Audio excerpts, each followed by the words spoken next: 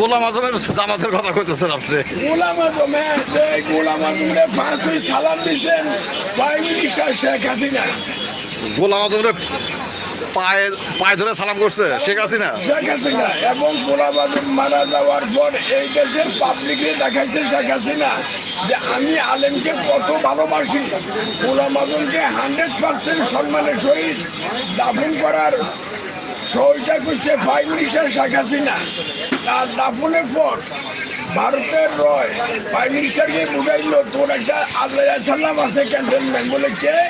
বলে গোলাম আজমের ছেলে, এই কোনো মুহূর্তে তোরে কোরবানি দিব।